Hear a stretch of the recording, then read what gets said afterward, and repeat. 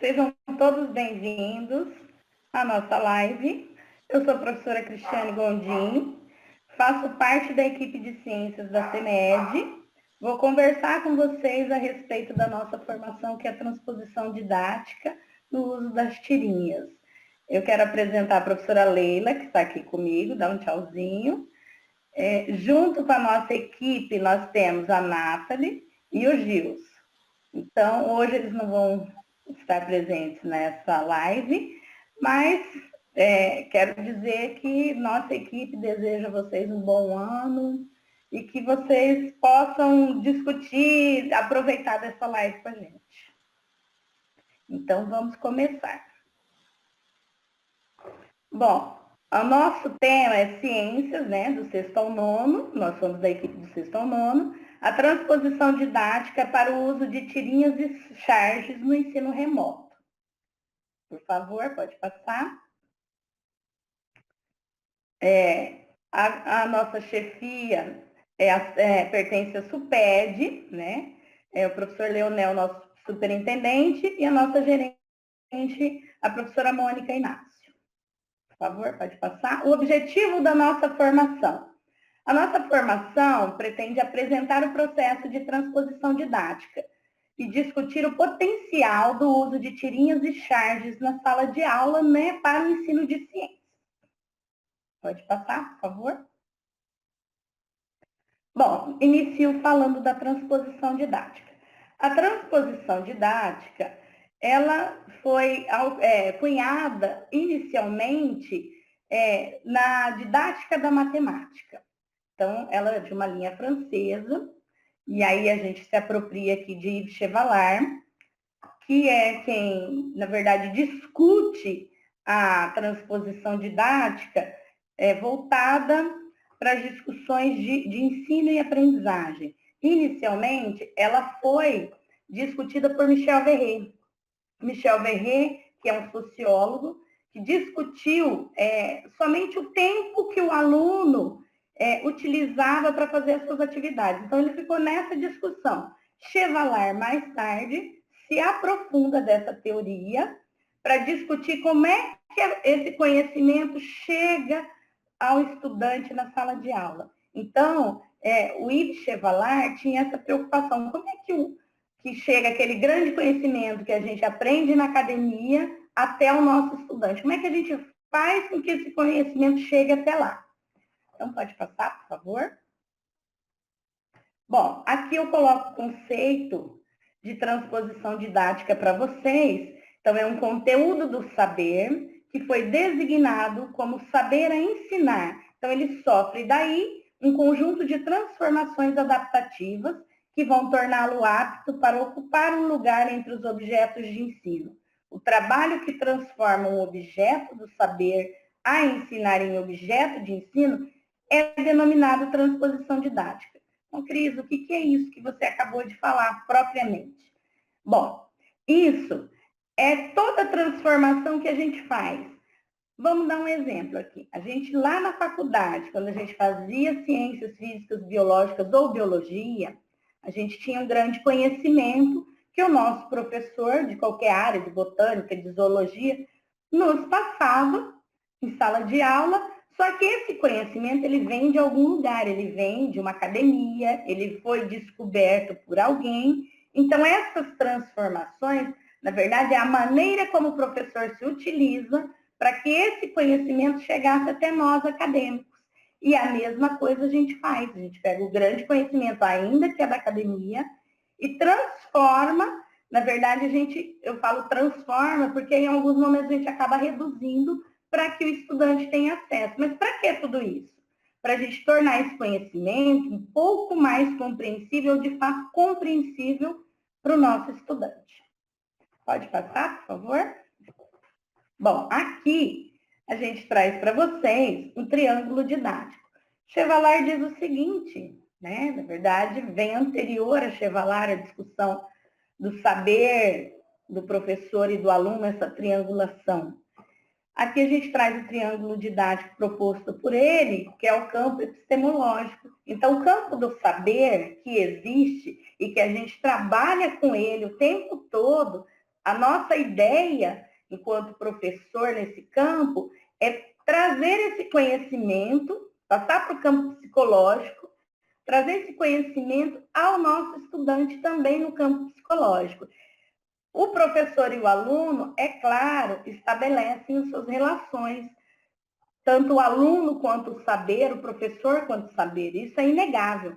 Então, essa triangulação, ela existe há muitos anos, e se a gente parar para pensar, tem determinado momento que o aluno ele vai dialogar com esse saber sozinho, às vezes na casa dele, para entender aquilo que você falou. Todo esse processo, essa triangulação, ela se faz necessária. É um momento que o professor percebe de fato que existe um conhecimento, um processo de conhecimento ali presente. Pode passar, por favor? Bom, aqui a gente discute a estrutura da transposição. Então, vamos lá. Nós temos um grande saber, como eu falei, que vem da academia. Esse saber da academia, para nós, professores, ele chega lá dos cientistas, dos pesquisadores. Cada vez que algo é descoberto, então a gente tem um saber de referência. A gente já trabalha com diversos saberes de referência no processo de transposição. E aí, o que a gente tenta fazer? Fazer com que esse saber ele venha, seja um saber a ensinar. Então, a gente transforma esse saber, a primeira transformação, a ensinar, que é uma transposição externa. O saber já existe, e a gente quer transformar esse saber que já existe, para que ele seja um saber acessível aos nossos alunos. É isso que a gente faz o tempo todo. Então, quando a gente trabalha com diversos recursos, vamos lá, uma tirinha, uma charge, uma imagem, um processo de um vídeo, a gente está pegando um grande saber de referência e trazendo nessa forma didática de dar aula, nesses diversos métodos, fazendo com que esse saber grande se transforme em saber a ser ensinado, né? Aí, nós temos um outro processo acontecendo, que é o saber ensinado. Então, eu pego todos esses recursos que eu tenho disponível para fazer esse saber a ser ensinado, saber ensinado, lá na sala de aula. Aí eu tenho o segundo processo de transposição didática, que é o processo de transposição interna. Então, percebam comigo, a gente tem um grande conhecimento, que a gente trabalha sempre, em cada aula a gente tem um saber de referência. Olha quantas vezes a gente utiliza o saber de referência. Dali a gente transforma esse saber de referência em saber ensinar e transforma, né, de uma maneira que ele chegue no estudante como saber ensinado. Então, por que transposição interna? Porque é o momento que o estudante internaliza aquilo que você falou. E olha esse grande problema, ou esse grande desafio. Esse grande desafio é fazer com que esse grande conhecimento chegue internamente ao nosso estudante. Então, hoje nós estamos aqui falando de transposição e a gente vai tentar discutir a transposição por meio das tirinhas. Como é que esse saber grande chega até o nosso estudante? Pode passar, por favor? Bom, então nós temos a transposição didática aqui em forma de esquema. Aqui a gente colocou vertebrados, um livro, que vocês podem usar, às vezes, a anatomia comparada dos vertebrados, uma revista super interessante, ou uma revista mais científica, como está ali embaixo, a de zoologia.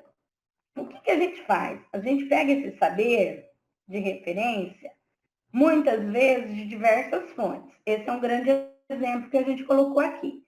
Ora, a gente pega o saber de um livro oficial de referência, ou a gente vai pegar do próprio livro que alguém comentou e que às vezes não é tão fidedigno. Como é que eu busco, de fato, o meu saber de referência? De onde eu retiro com exatidão aquilo que eu estou falando? Por quê? Depois disso, esse saber, ele vem para o livro didático, ele ele é repassado para o livro didático. Mas olha só, será que lá no livro didático, ele está igual ele estava na revista, igual ele estava no grande saber de referência? Então, é essas nossas discussões. Como é que eu venho fazendo a transposição de um nível para outro, até chegar ali na sala de aula, com a imagem que a gente colocou? Como é que eu venho fazendo essa transposição? De onde eu retiro, de fato, todo o conhecimento para que ele chegue no meu estudante sem fazer deformações. O que seriam essas deformações? Essas deformações, infelizmente, a gente acaba cometendo no momento que a gente vai retraduzir esse conhecimento para o nosso aluno. Porque o livro didático, ele traz para nós uma simplificação muito grande. Então, o conteúdo todo que está ali, todo o conhecimento, ele está simplificado. E ao simplificar, não é um erro, porque a gente tenta simplificar, reduzir para o nosso estudante, para que ele entenda, né? Lembra que lá naquele slide, para que o conteúdo seja compreensível ao estudante. Essa compreensão, a gente às vezes acaba errando sem querer, porque a gente tenta deformar esse conhecimento, que é uma das palavras de Chevalar, ou transformar, para que esse conhecimento ele fique claro. Para ficar claro, eu preciso pegar uma boa fonte. Então, por isso que é importante a gente discutir um conhecimento no olhar de diversos autores, diversas fontes. Opa, aqui está me dizendo que a ecologia, que a anatomia comparada me diz isso, isso e isso. Mas tem um outro que leva esse caminho. Então, eu preciso, ao estudar sobre a minha aula, pensar nessa vertente, porque, opa, só um conhecimento não permite, de uma fonte, não permite que eu consiga transformar. Eu não posso saber de fato se ele é verdadeiro. Esse verdadeiro no sentido se ele está atualizado, porque existem conhecimentos que são clássicos, que a gente utiliza há muitos anos, mas a gente precisa se atentar às mudanças que ocorrem. E essas mudanças, muitas vezes, não ficam claras para o estudante.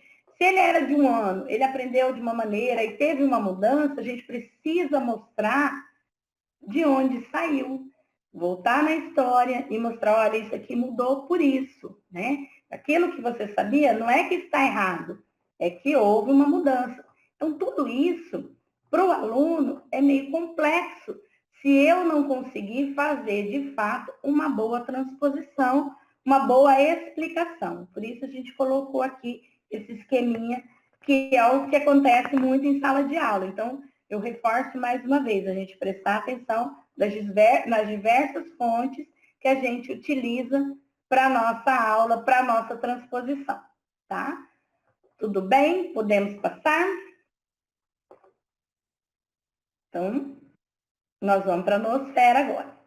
A noosfera, o que é esse nome, né? A noosfera é o lugar onde se pensa o funcionamento didático. Olha, funcionamento didático. Então, quem trabalha com esse funcionamento didático? Nós, professores. Então, segundo ideologias diferentes, construindo, conforme Chevalar, o centro operacional do processo de transposição e expressa o trabalho externo da transposição didática, que é a de estabelecer o saber a ensinar. É uma transposição didática lato sensu, o trabalho interno que delimita o saber ensinado. Ocorre no interior do sistema de ensino e se fixa sobre um conteúdo de saber preciso. É uma transposição didática estrito sensu. Então, vamos lá falar o que é isso aí que eu disse, afinal de contas. A noosfera, se ela trata do funcionamento didático, é claro que ela trata do ensino, né? Essa palavra noosfera quer dizer que existe algo ou alguém que trata sobre esse funcionamento. Que afeta a nossa sala de aula? Sim, afeta a nossa sala de aula. Então, esse grande grupo que a gente trouxe aqui, que chega lá para vocês, professores. Então, nós temos primeiro o Ministério da Educação. Toda vez que o MEC interfere em algo sobre o ensino, ele chega para nós na sala de aula. Então, a noosfera, esse grande conjunto que interfere no funcionamento didático, esse grande grupo é responsável muitas vezes por as mudanças que ocorrem. De repente, a gente está lá tranquilo, achando que o que a gente estava fazendo não ia ser modificado, e ele é modificado por uma lei, às vezes pela interferência da família.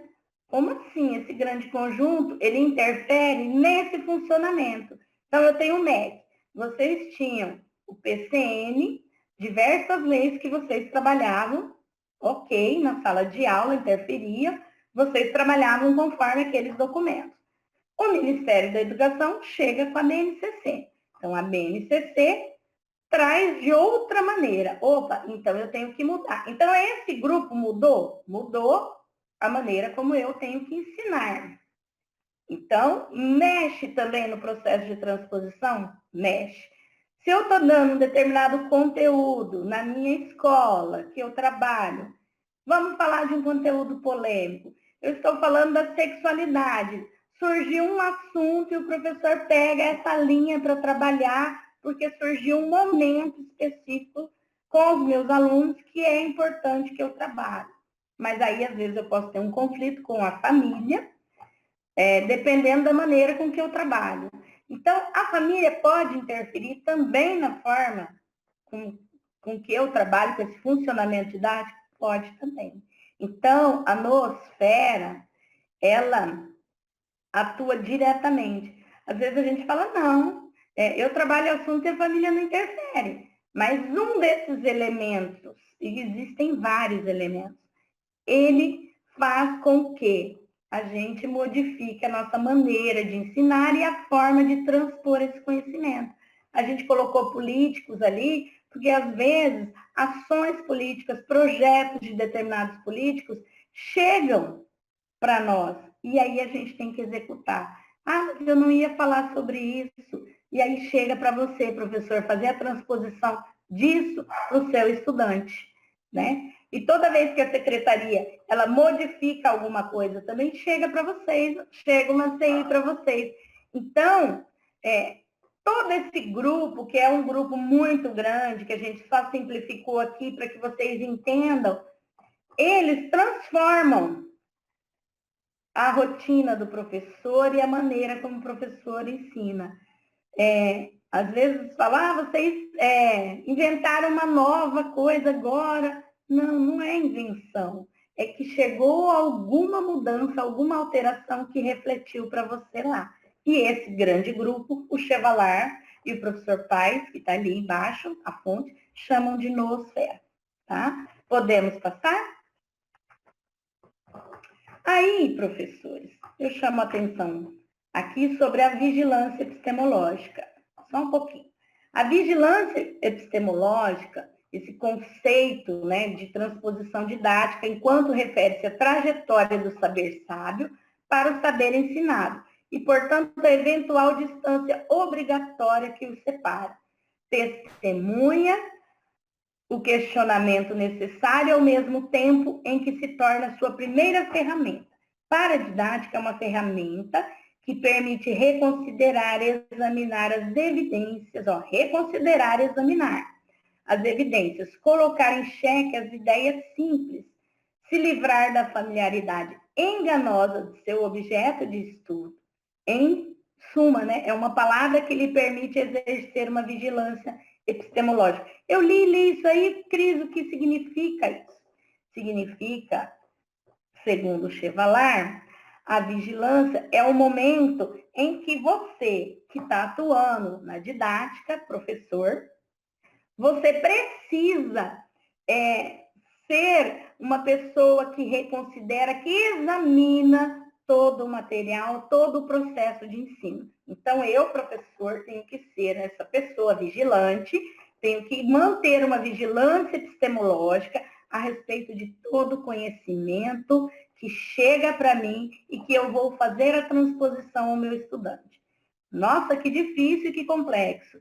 É aquilo que vocês fazem todos os dias. Analisar um material, olhar para ele se ele é viável, se a fonte dele é confiável, se o material está correto, se os conhecimentos que estão ali estão corretos, se a atividade que eu vou utilizar desse material está correta, se ela não me induz a erro. Isso é ser vigilante. Isso é praticar a vigilância epistemológica. Enrolei para falar. Vigilância epistemológica.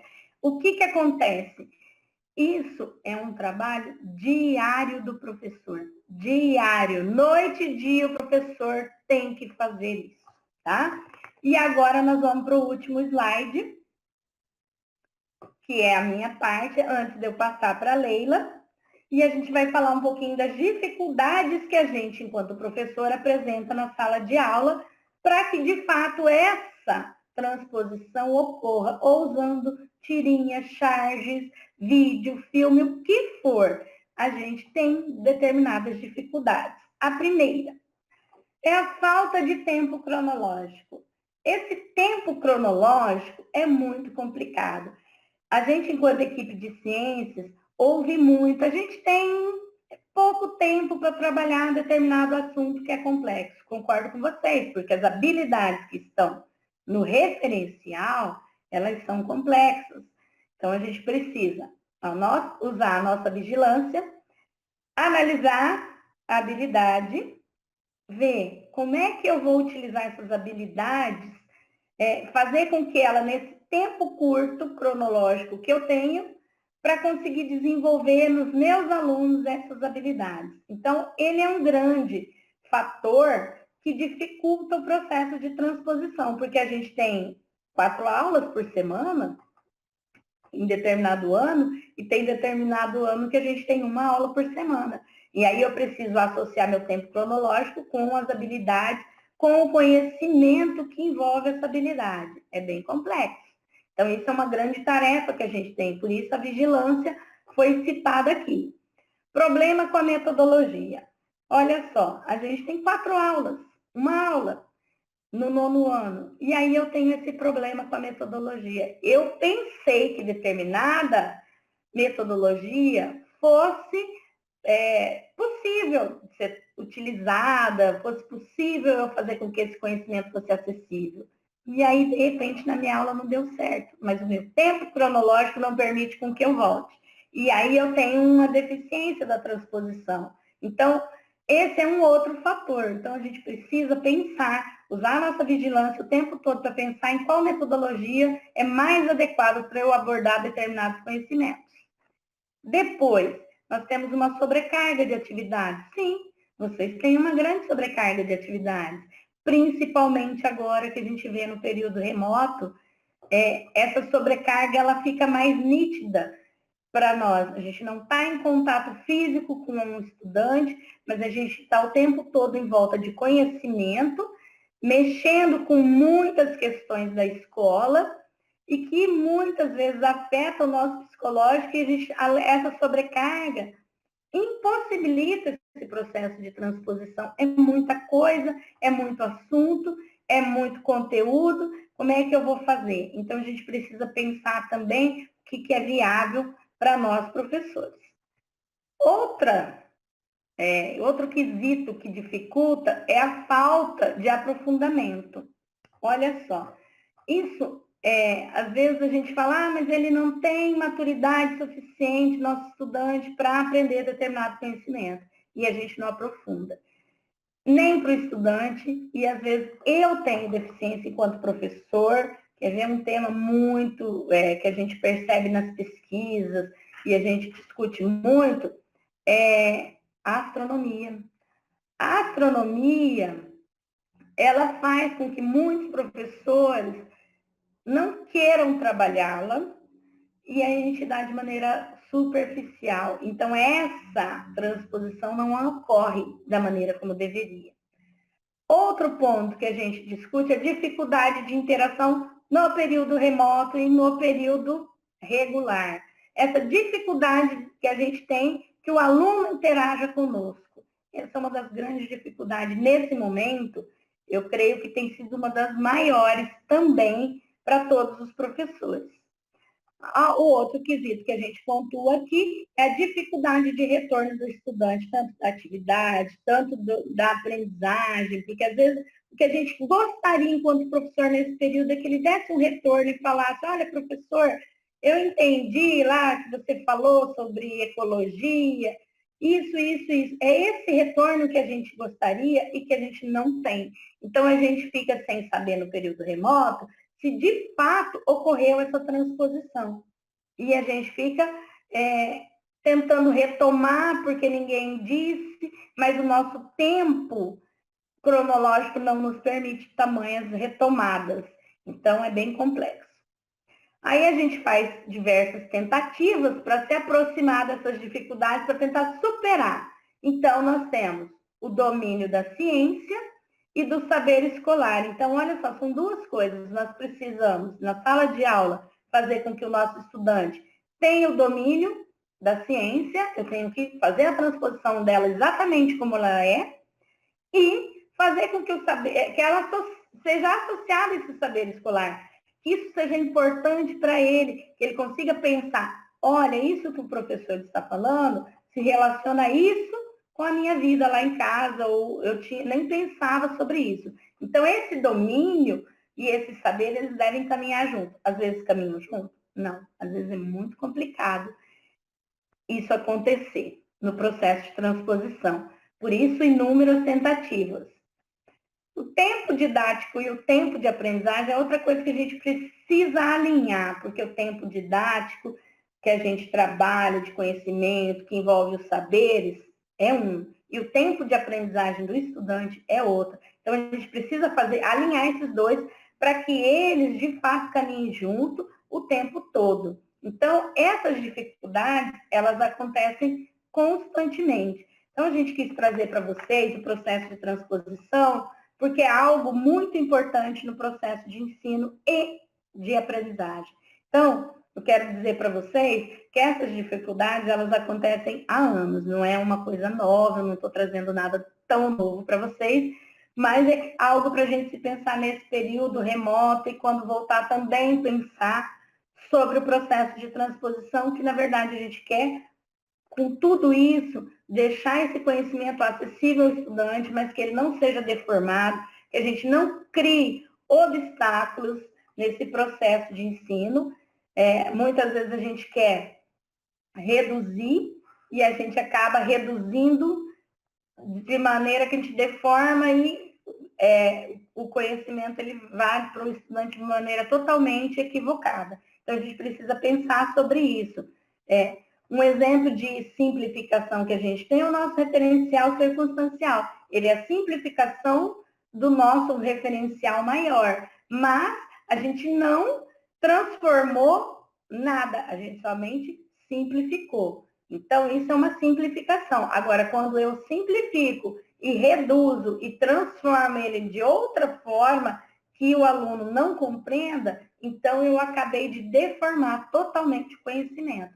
Então, a gente precisa pensar, de fato, olhar para nós com a nossa vigilância e pensar como é que eu estou trabalhando esse assunto, como é que eu estou trabalhando determinadas habilidades e se elas são suficientes para que eu, de fato, consiga fazer a transposição didática. Se eu não estou pegando muito, se eu não estou pegando pouco. Então, eu preciso nivelar o que, de fato, é importante para o estudante neste momento. Tá? Então, essa era a discussão que eu ia ter com vocês. Quero agradecer e passar a fala agora para a Leila. Olá, queridos professores de ciências. É um prazer muito grande estar aqui com vocês. Eu sou a professora Leila Tatiana, bióloga. Estou na sala de aula desde 2004, 2005. E eu espero que estejam todos muito bem nesse momento, apesar de tudo. E agora nós vamos falar um pouquinho sobre como fazer essa transposição didática em relação a uma ferramenta que já é conhecida, né, que são as imagens por meio das tirinhas e das charges, ok? Nós sabemos que é de suma importância nós discutirmos, termos esse momento de reflexão para nós discutirmos ferramentas palpáveis, ferramentas viáveis. Então, nós vamos apresentar aqui as potencialidades das tirinhas e charges para que você, professor ou professora, avalie se é uma potencial ferramenta para você utilizar na sua sala de aula, nas suas aulas remotas, ok? Então, principalmente nesse momento de aulas remotas, nós percebemos que não é uma coisa pesada, você pode trabalhar, por exemplo, via redes sociais, né? Mandar a sua aula, enfim, com essas ferramentas de uma forma efetiva. Tá? Então, o que a gente quer é que você possa avaliar se isso de fato serve nas suas aulas. A gente vai falar um pouquinho sobre todas as bases e aí no final nós temos uma surpresa aí para vocês, ok? Então, é importante você avaliar as dificuldades, as potencialidades dessa ferramenta, tá? Então, o que nós queremos mesmo é fazer com que o aluno tenha esse olhar crítico sobre os conteúdos estudados e uma visão mais equilibrada sobre a natureza do conhecimento científico, para que ele possa se posicionar, para que ele possa ter o conhecimento da ciência, né, e conseguir ter o entendimento desses conceitos, desses conteúdos e que o professor consiga fazer essa transposição didática, ok? No nosso próximo slide, nós temos aqui as modalidades, tá? As diferenças entre charge, primeiro nós precisamos saber quais são as diferenças entre essas modalidades. Da charge, do cartoon, da tirinha, das histórias em quadrinhos, da caricatura, né? Todos trabalham com imagens, né? A charge, por exemplo, ela faz uma crítica, uma sátira dos acontecimentos atuais, tá? Então, de uma forma crítica e de piada, né? Você tem aí, simultaneamente, os retratos dos valores e dos problemas de uma sociedade. Então, as charges, elas são formadas por uma linguagem verbal e não verbal, né? Pode ter textos, pode ter palavras e imagens, tá? E relatam fatos ocorridos em uma época definida, dentro de um sistema, de um contexto cultural, econômico, social. E ela tem um papel importante histórico em relação a isso, né? Porque ela carrega uma crítica social, de repente, né?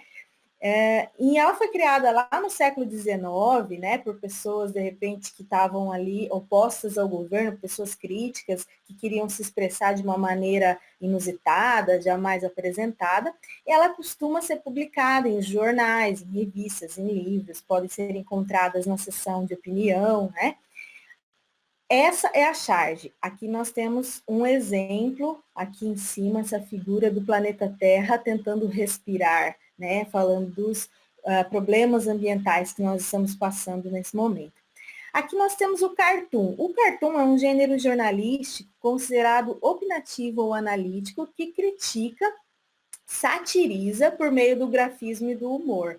Tá? Então, na verdade, é um desenho humorístico caricatural, né, uma espécie de anedota gráfica que satiriza comportamentos humanos.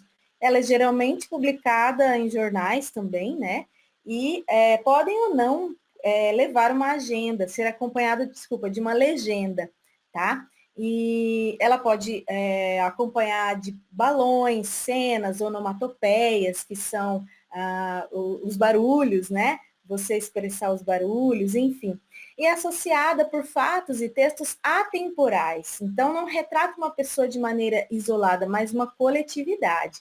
Ela aconteceu pela primeira vez lá em 1840, na revista Punch, uma publicação, uma série de cartoons em relação às pessoas que moravam no Palácio de Westminster, né? E ela retrata também acontecimentos de política econômica e da época, tá? A tirinha já é uma sequência de quadrinhos, geralmente faz uma crítica aos valores sociais, tá? As histórias em quadrinhos, ela semelhante ao formato da tirinha, ela tem o objetivo de narrar uma história, não necessariamente com crítica, tá? Mas a tirinha, ela tem geralmente 4, até 4 quadros, e as histórias em quadrinhos, elas são maiores, mais complexas, tá? A gente tem também as caricaturas. As caricaturas é uma apresentação exagerada, né, das características, do hábito de uma pessoa, tá? Ou seja, é um desenho de uma pessoa, de um fato, que pelas deformações obtidas por um traço cheio de exageros, se apresenta como uma forma de expressão grotesca, tá? Criando retratos bem-humorados, cômicos, irônicos, tá? Sobretudo, comportamentos, de repente, do objeto, né? Um nariz avantajado, um topete, gestos, enfim. Então, a caricatura, ela vem de origem italiana, caricare, né? E significa exagerar, aumentar as proporções de alguma coisa. Nós sabemos que essas modalidades, elas já são trabalhadas, por exemplo, em língua portuguesa, como gêneros textuais. Então, por que não nós, os professores de ciências, trabalharmos com esse material? Então, nós preparamos essa formação toda, toda baseada em ciências, né? Você vai ver aqui todas as tirinhas, as charges que nós selecionamos, você, de repente, pode utilizar nas suas aulas, ok? Bom, no próximo slide, nós temos o contexto histórico das histórias em quadrinhos. Nós dizemos, vamos enfatizar as histórias em quadrinhos agora, e dizemos que essa popularidade dos quadrinhos, ela pode ser creditada, em parte, né, a uma estreita ligação que o homem tem com representações gráficas desde o começo das suas andanças pelo planeta. Se nós levarmos em conta os primórdios da longa caminhada da civilização humana, nós podemos nos deparar com elementos das histórias em quadrinhos, né, presentes nessas primeiras representações do cotidiano, que são esses registros rupestres. Então, aqui nessa imagem, nós temos algumas pinturas rupestres, né? Então, sem dúvida, essas pinturas, elas são excelentes exemplos de narrativa feita pelos primeiros artistas, vamos dizer assim, né? Que podem ser, então, considerados ancestrais das histórias em quadrinhos. Nesse próximo slide, nós temos aqui o surgimento das histórias em quadrinhos, ok? Ela surgiu lá no século XIX, elas têm uma origem controversa e incerta, por enquanto.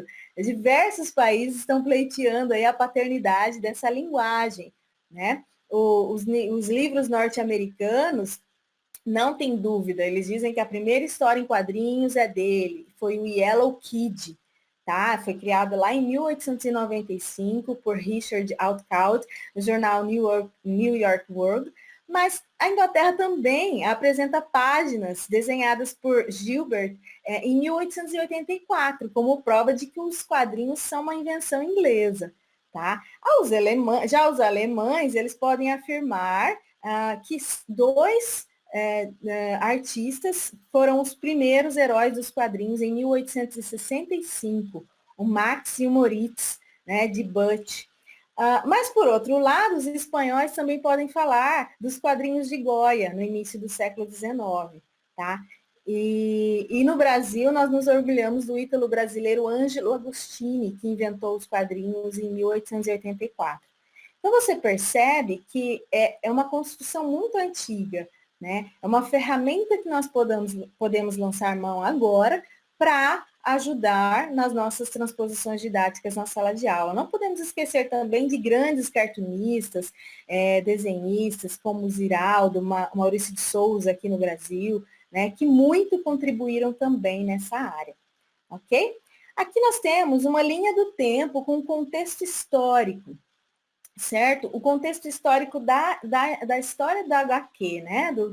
Os primeiros movimentos para a consolidação das histórias em quadrinhos, como uma linguagem autônoma mesmo, eles se deram no solo dos Estados Unidos, né?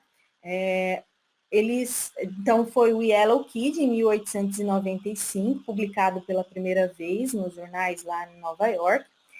E ele tem esse pioneirismo na inserção do texto dentro da imagem, né? Na apresentação de narrativas em sequência de requadros. Tá? E depois disso, houve uma grande explosão de histórias em quadrinhos em massa, na comunicação em massa. Tá? Quem não se lembra, né, da história de Tarzan, no final da segunda década do século XX, né, Tarzan, Mandrake, Flash Gordon e diversos outros personagens dos quadrinhos tornaram-se comuns não só nos jornais diários dos Estados Unidos, mas em várias partes do globo também, tornando-se bastante conhecido, né? Porém, gente, o que aconteceu? Um dos psiquiatras alemães, que na verdade ele chama, é radicado nos Estados Unidos, o Frederick Wertham, ele publicou uma obra chamada Sedução dos Inocentes, dizendo que os quadrinhos eram desvirtuadores da juventude. Por quê? Porque ele publicou acerca dos malefícios que essas leituras em quadrinhos, principalmente histórias de suspense, de terror, estavam provocando. Né? Ele atendia casos patológicos de jovens e adolescentes no seu consultório. Então, ele denunciou a história em quadrinho como uma grande ameaça à juventude norte-americana. Tá? E isso realmente se alastrou, essa ideia, então eles criaram esse código de vigilância, né? Mais tarde, pelo resto do mundo também, eles terminaram por fazer parte dessa onda moralista, influenciada por campanhas em prol da educação, da moral, dos bons costumes, né? Criaram como se fosse um selo. E, porém, na década de 70, lá no final, na Europa, as histórias em quadrinhos começaram, então, a ter um tratamento diferenciado. Tá? Foram publicados alguns luxuosos álbuns com papéis de boa qualidade e se diferenciavam muito, né, dos jornais, das revistas, que abrigavam, então, as primeiras histórias em quadrinhos. Na década de 80, grandes gibis, grandes ilustradores, né, começaram a se desenvolver e aparecer. Na década de 80 e 90, a gente pode observar uma marcante presença de super-heróis, né, voltados para um público mais juvenil, e também os mangás, né? Quem não se lembra dos quadrinhos japoneses ao redor do mundo ficou muito conhecido também. E aí, desde o início dessa década, da primeira década do século XXI até os dias atuais, a produção de quadrinhos aumentou, diversificou-se, as novas tecnologias, né, a velocidade das informações, esse no mundo globalizado, e inúmeros processos criativos de quadrinistas, roteiristas, profissionais dessa área em todo o mundo, possibilitaram, então, que as histórias em quadrinhos atingissem um status de bastante influência no mundo, tá? E que é, até hoje, muito efetivo, ok? Esse é o contexto histórico. No próximo slide, nós temos aqui as tirinhas e charges na educação. Como que isso veio parar na educação? Então, como você pode perceber, durante muito tempo, a relação entre as histórias em quadrinhos e a escola foi vista como perniciosa.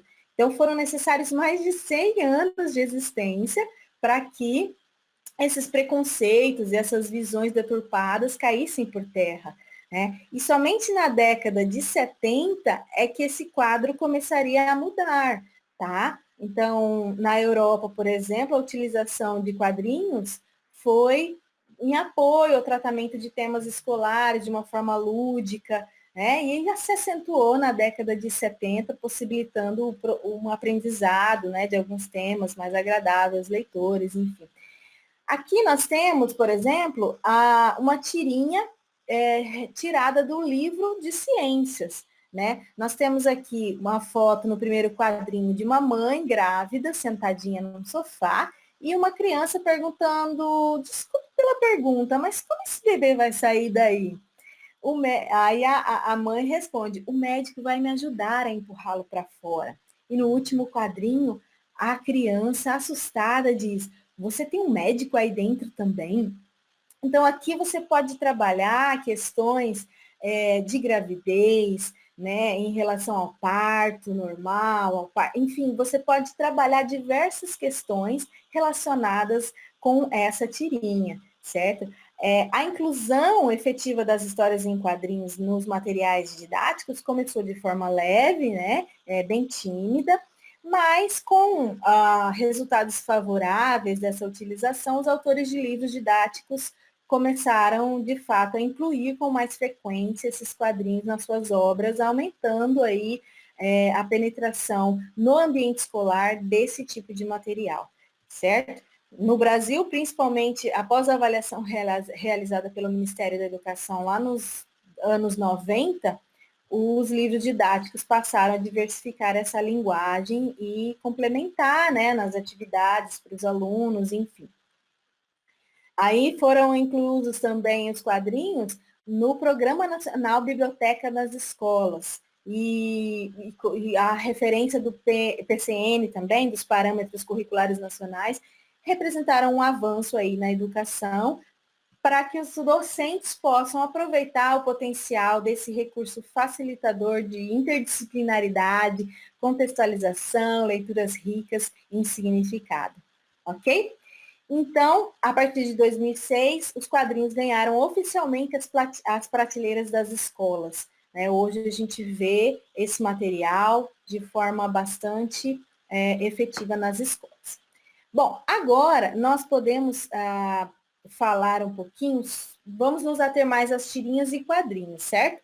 Lembrando que as tirinhas, elas têm no máximo 4 quadros, enquanto que as histórias em quadrinhos, elas são mais extensas, né? Contam mesmo, de fato, uma narrativa.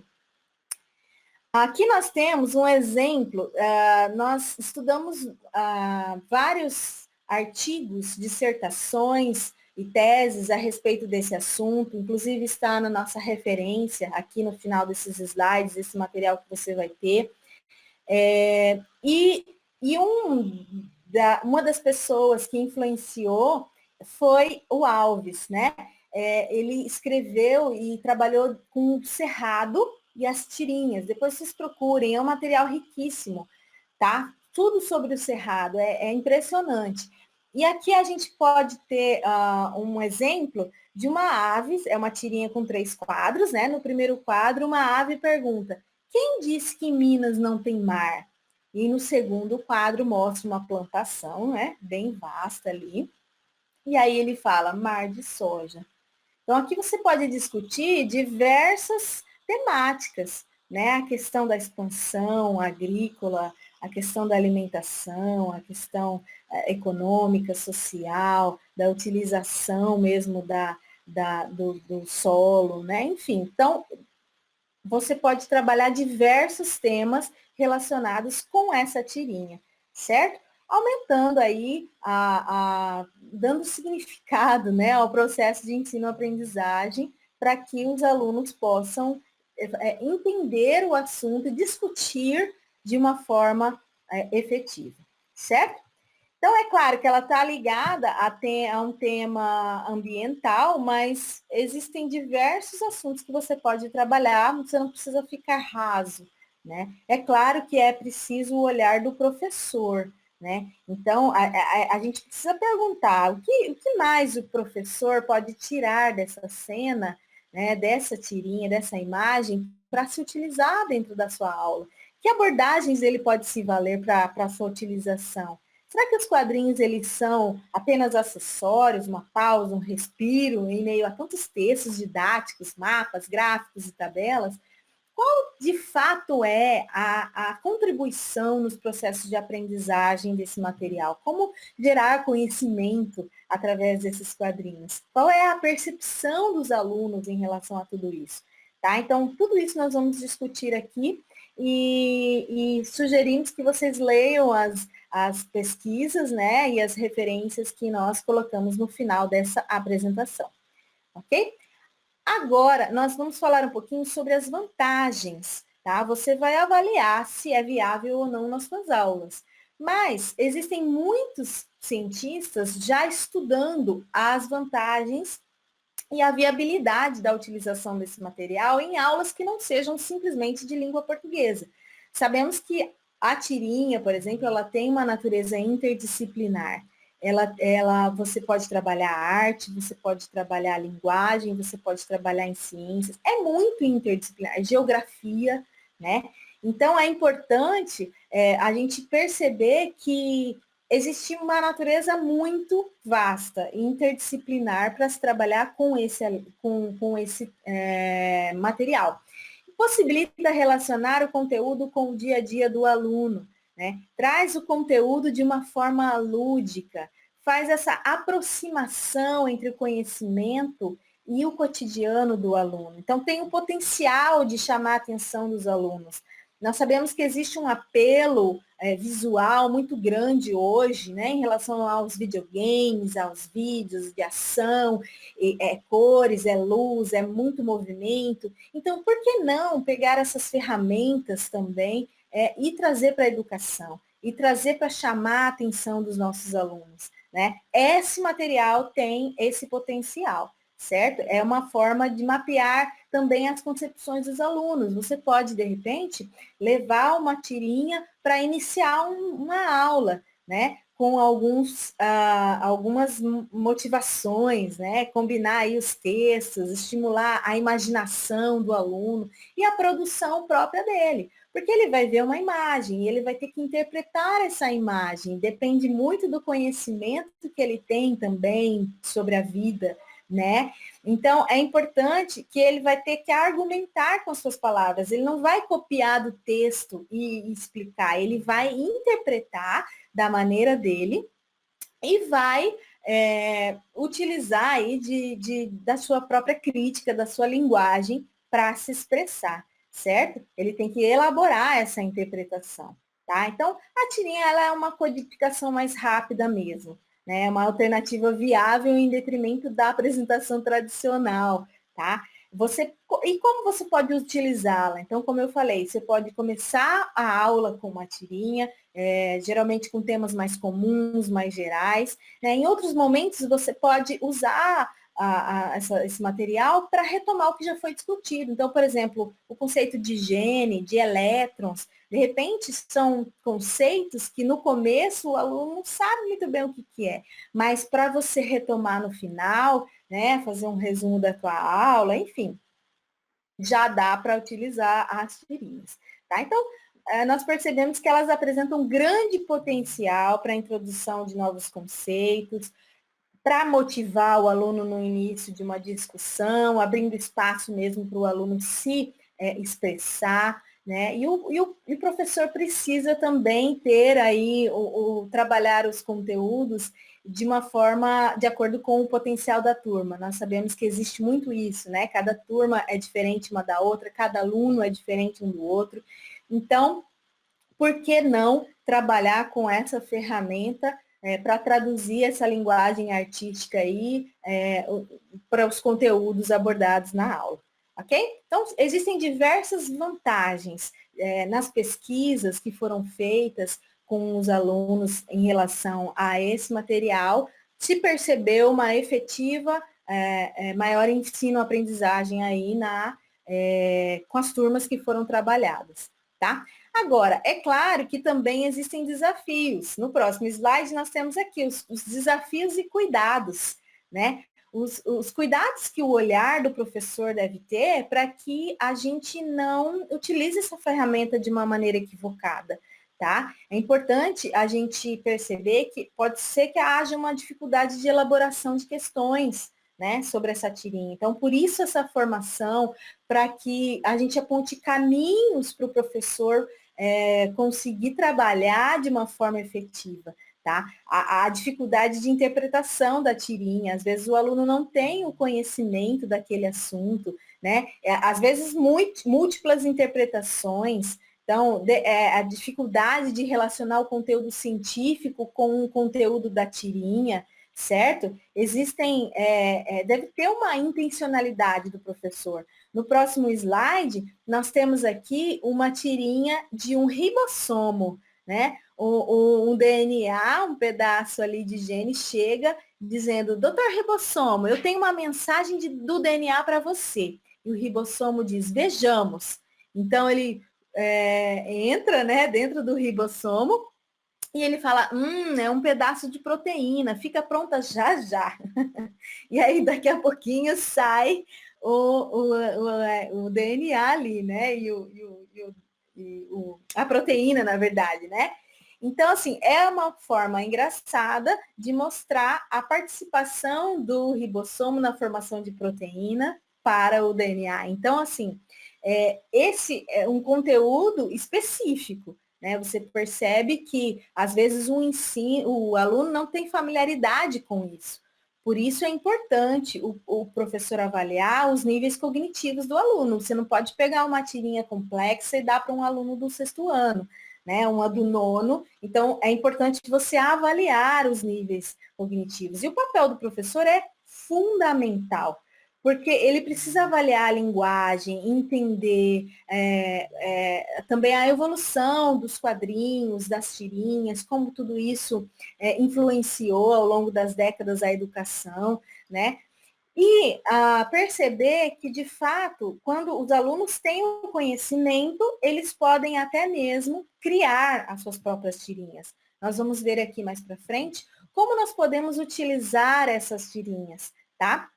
E o educador, ele deve tornar esses quadrinhos compreensíveis e deve estar sempre atento como um mediador, né? Porque sem o intermédio da mediação do professor, de compartilhar alguns signos, alguns códigos, né, no sentido de conceitos, talvez o estudante não consiga, por si só, relacionar o conteúdo da questão ali, certo? Então, tem que ser adequado à realidade de cada turma e, em relação à criação, o aluno ele tem que estar muito claro na cabeça dele a compreensão do conceito, para que ele possa, de repente, desenvolver aí como um aluno artista a própria história em quadrinhos deles, tá? Gente, eu me lembro em 2007, lá atrás, quando eu era da sala de informática, nós já trabalhávamos com histórias em quadrinhos e com criação,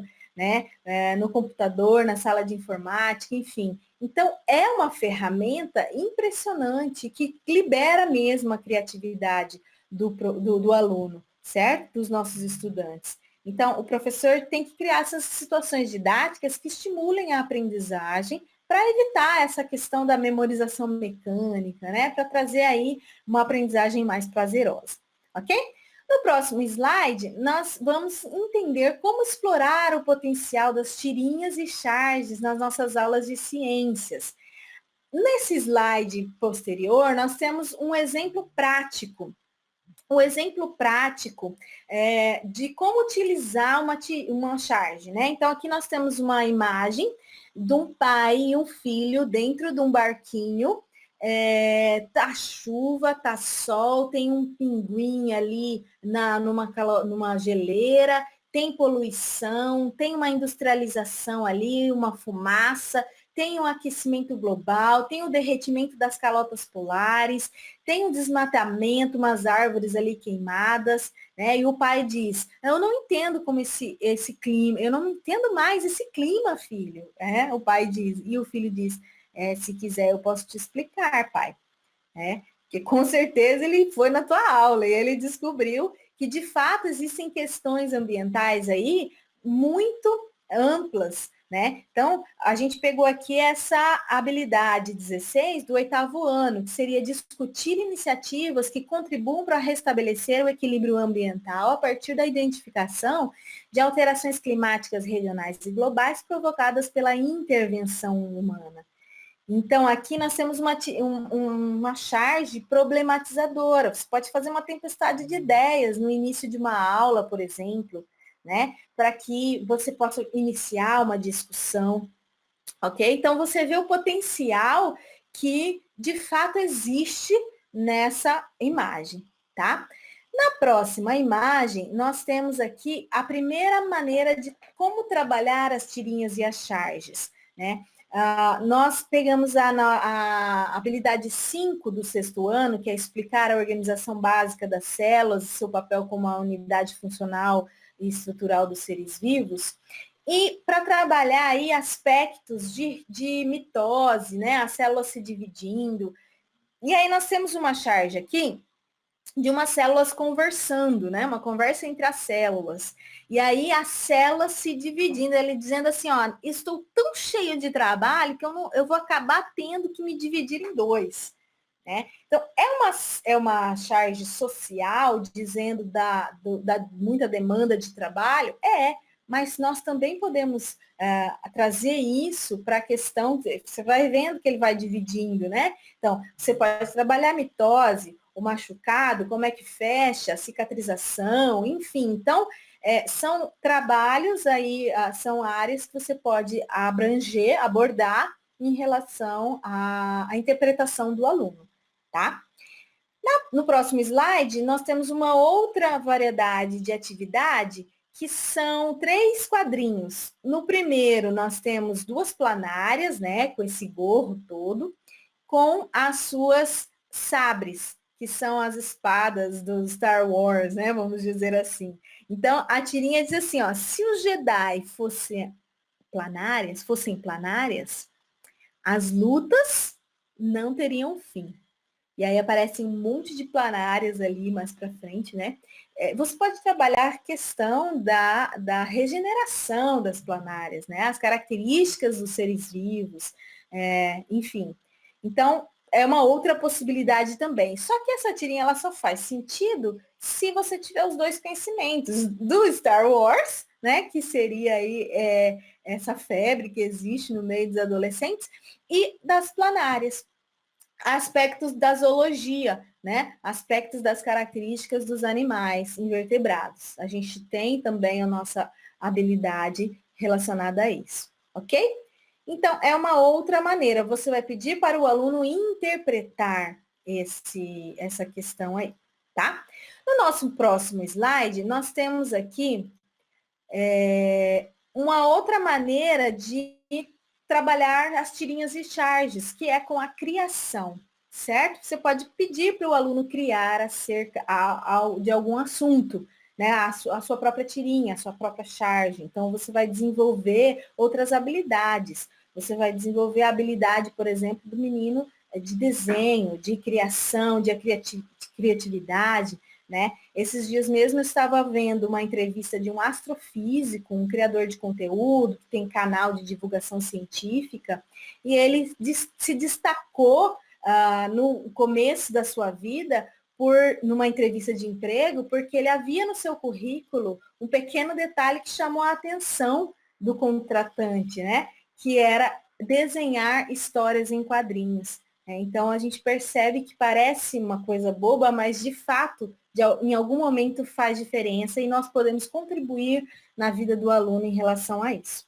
ok? Então, agora nós temos o próximo slide, exemplos de tirinhas e charges do sexto ao nono ano, tá? Vou mostrar alguns exemplos para que a gente possa discutir a viabilidade para você trabalhar isso nas suas aulas.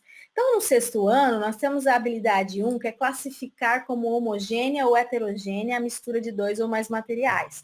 E aí nós temos uma tirinha ao lado aqui com os 4 quadrinhos, né? A água diz assim para o sal, tem a água e tem o sal. Então, ela diz, eu gosto de você, mas somos de estados diferentes. No segundo quadrinho, nós não podemos ficar juntos. E aí o Sal pensando fala, mas podemos sim. E aí a água se torna azul, né? O sal se mistura ali com a água e diz, a água, essa é a sua solução? Então aqui você pode trabalhar as questões das misturas homogêneas, heterogêneas, utilizando essa figura aí, essa tirinha, tá?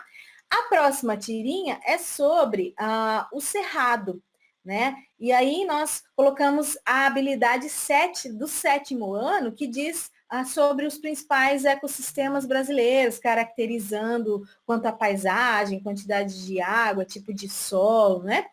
E aqui nós temos 4 também cenas.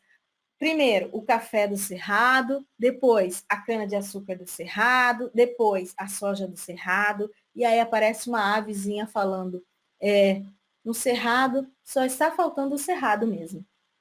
Então, aqui você pode discutir questões ambientais, os biomas, né, a vegetação, enfim, a questão da agricultura, a questão da economia, diversas situações você pode trabalhar aqui, ok?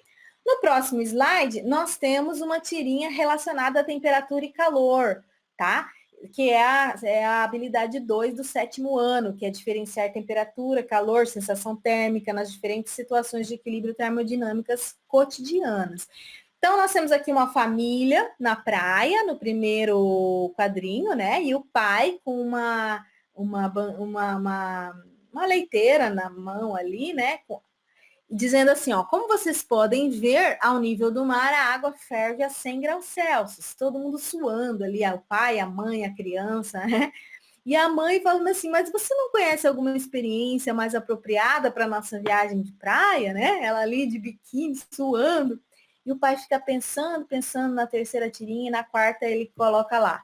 Como vocês podem ver, ao nível do mar, a água congela a 0 graus Celsius. Estão todo mundo feliz, um com picolé, outro com suco na mão, né? E ele com gelo na leiteira ali, tá? Então, assim, você pode trabalhar ponto de fusão, ponto de ebulição, ao nível do mar, acima do nível do mar, enfim, a temperatura, a diferença, calor, o que é sensação térmica, porque a gente sua, enfim, tem diversos tipos de situações que você pode explorar aí, ok? No próximo slide é uma charge do tempo que foi realizada em 14 de 9 de 2020, né? Nós colocamos a habilidade 16 do 8º ano, que é discutir iniciativas que contribuam para o restabelecer o equilíbrio ambiental a partir da identificação de alterações climáticas, regionais, globais, né? Provocadas pela intervenção humana. Então, nós temos uma charge de um passarinho e olhando uma mata sendo queimada, né? Dois passarinhos, na verdade, né? Então, falando assim, um para o outro. Quando eu pensei em construir o nosso ninho em conceito aberto, não era exatamente isso daí. Então, aqui você pode trabalhar as questões de desmatamento, das queimadas, né, nesse contexto aí de ecologia mesmo, tá? No próximo slide, nós temos aqui a habilidade 7 do 8º ano, que é comparar diferentes processos reprodutivos em plantas e animais em relação aos mecanismos adaptativos. Nós temos uma tirinha também com 4 quadrinhos, que é um mágico, né? A Lula é um mágico, e ele tá ali, ó Ocus Octopus, minha assistente está sã e salva, e todo mundo, e tem uma caixa ali, ele está com uma serra na mão, né? E alguém diz assim, uai, mas você tinha dito que cortar ao meio a estrela do mar, do espetáculo, era um truque. E aí aparece a estrela do mar cortada ao meio e viva, né? Tipo, 2 estrelas nesse caso. Vocês entenderam errado, ele diz. Eu disse que cortar uma estrela do mar ao meio seria o truque do espetáculo. Então, aqui você pode trabalhar questões de regeneração, de características dos seres vivos, enfim, diversas situações aí, tá? No próximo slide é a tirinha do planeta Terra, né? Astronomia. A gente tem aí diversas tirinhas sobre astronomia. A habilidade 13 do 8º ano é representar os movimentos de rotação e translação da Terra. Aqui na primeira, nós temos a Terra fazendo uma força, ufa, ufa, com uma faixa na cabeça, né? E a Lua dizendo, força, tá quase, você chegou, puxa, mais uma volta completa em torno do Sol, e a Terra comemora, uhul, né? E no final ela fala, e aí, qual que é o meu tempo? E aí a Lua diz, 365 dias, 5 horas e 48 minutos. E a Lua lá dizendo, puxa, de novo, desse jeito eu nunca vou bater o meu recorde. Então você pode trabalhar a rotação, a translação, as questões do ano bissexto, as questões, enfim, diversas situações das estações do ano, da inclinação da Terra, tudo isso você pode trabalhar relacionado a essa tirinha. Tá? E aqui nós temos uma do 9º ano, de Química, né? Pegamos a habilidade 3, que é identificar modelos que descrevem a estrutura da matéria e reconhecer a sua evolução histórica. É uma tirinha com 3 quadrinhos.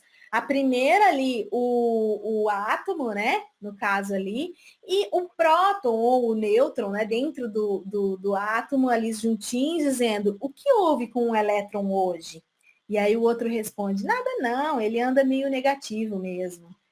Você pode trabalhar aí as cargas, né? Positiva, negativa, como trabalhar. Lembrando, gente, que as tirinhas são uma linguagem que você pode utilizar essa questão de fazer com que os personagens tenham vida, né? A gente sabe que átomo não. A gente tem que tomar cuidado com isso, na verdade. Pode se tornar um obstáculo epistemológico. Mas é importante você perceber que é o conceito que não pode estar errado. Né? A imagem, a figura, né? O átomo tem boca, nariz, o sol, né? Eles conversam, têm sentimentos, então a gente tem que tomar cuidado com isso. Na verdade, não existe isso, mas para ilustrar aquele conceito que nós precisamos colocar, é importante utilizar essa ferramenta, tá? Com bastante sabedoria. E por último, nós temos aqui a última tirinha da vez, que é a habilidade 17 também do nono ano, que é analisar o ciclo evolutivo do Sol em relação às estrelas, as etapas de evolução de estrelas, né?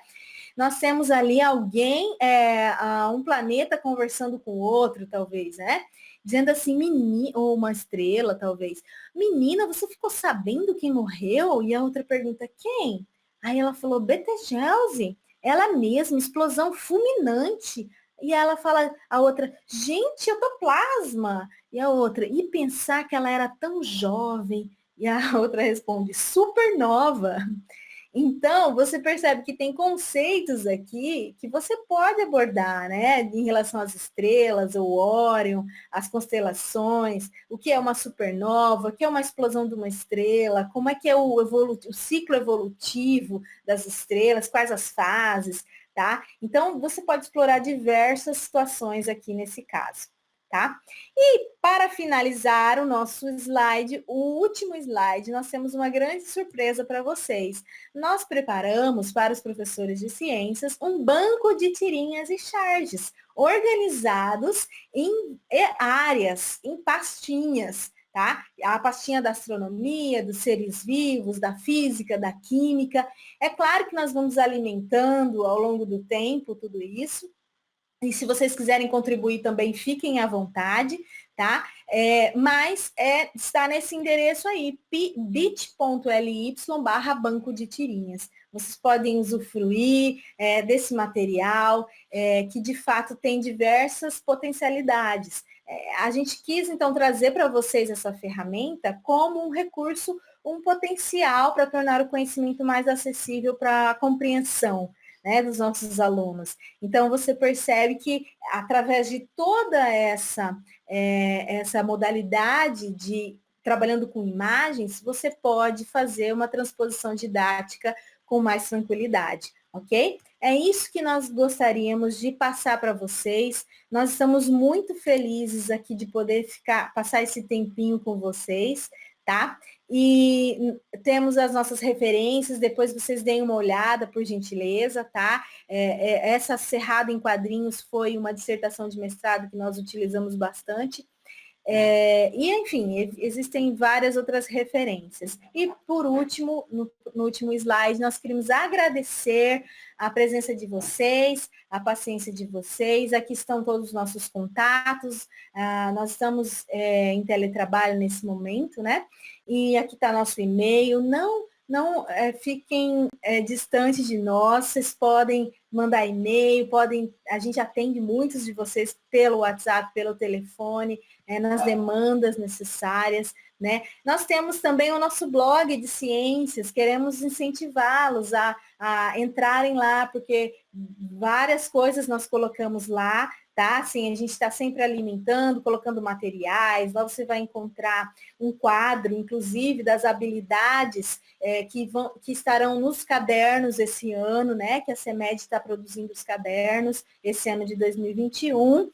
E você vai encontrar lá as habilidades de cada caderno para que você possa planejar suas aulas direitinho aí, tá? Nós temos também o nosso canal do YouTube, né? Que é bit.ly/canal Ciências, onde nós colocamos as nossas formações, diversos materiais e vídeos, né, que nós estamos produzindo ao longo de todos esses anos, para que, de alguma maneira, possa contribuir para o seu trabalho. Ok, professor, professora? É um grande prazer estar aqui com vocês.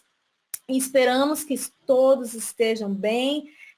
Queremos trazer uma mensagem de acalento ao seu coração, embora a situação realmente seja bem complicada, ok? Então se cuidem e fiquem com Deus. Até a próxima.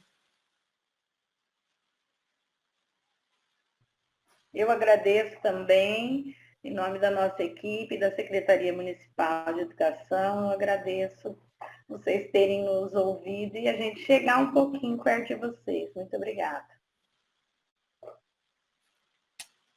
Beijo, beijo. Até a próxima. Tchau, tchau. Tchau, gente.